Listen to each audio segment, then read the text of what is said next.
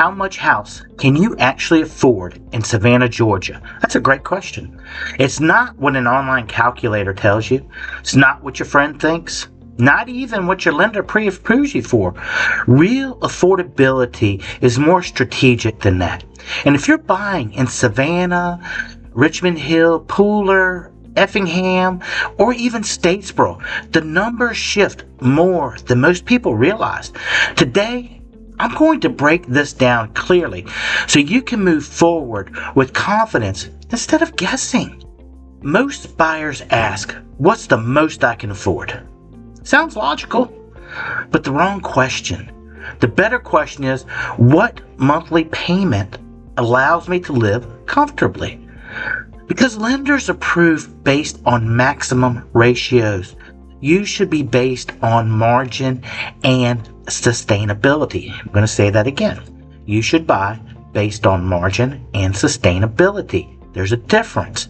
Affordability in Savannah comes down to 5 core drivers: your income, your existing debt, your down payment, the interest rate, along with property taxes and insurance.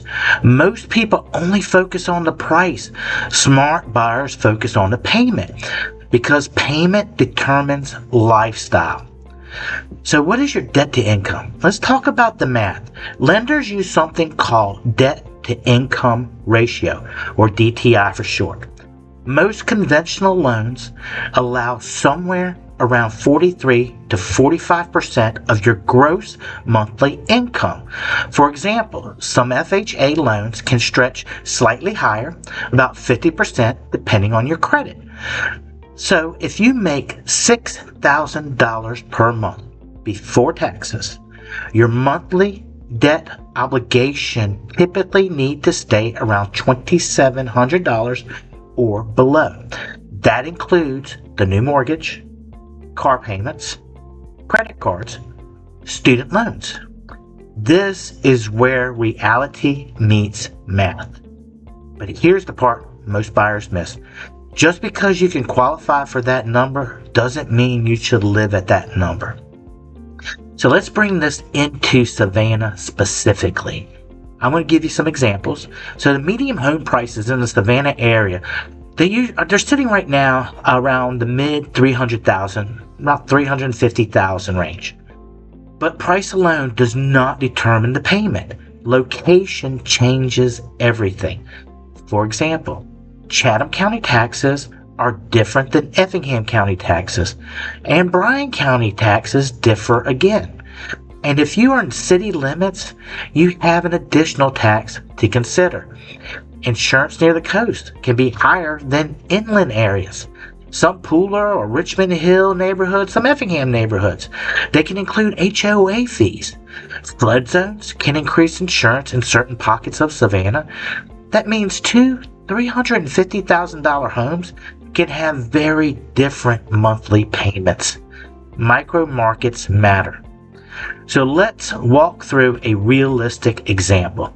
If you purchased a $350,000 home with 5% down, that's going to come out to $17,500.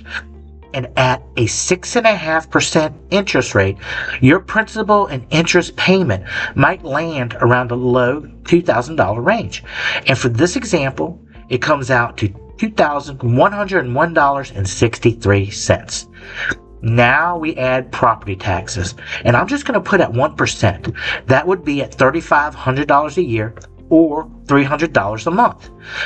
Homeowners insurance, let's just say that's $1,800 a year or $150 a month. Possible HOA, let's just say about $100 a month. And then principal mortgage insurance, if you don't put 20% down, let's just factor in 1%, that'll vary as well, and that would be at $277.08. And your true monthly housing payment may approach $2,400 to $2,700 depending on location. And for this example, we're at $2,920.38. That's why online calculators can mislead you. They rarely factor in local city and county differences. Now you see that in Savannah, this matters. If affordability feels tight, you have options. You can increase your down payment. You can reduce your existing debt. You can explore different loan programs. For example, FHA, they can be as low as 3.5% down.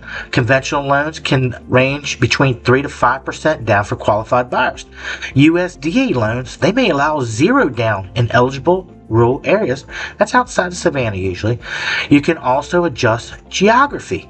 Statesboro and parts of Bullitt County offer lower entry price points. Rincon and Springfield in Effingham County often provide strong value.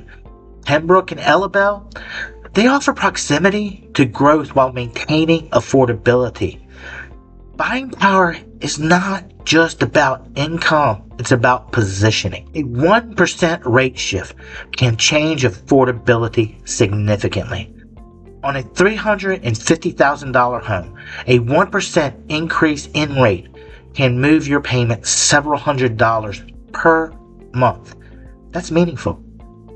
This is why trying to perfectly time the market rarely works. You cannot control rates. You can control preparation. Clarity beats timing. I'll repeat that again. Clarity always beats timing.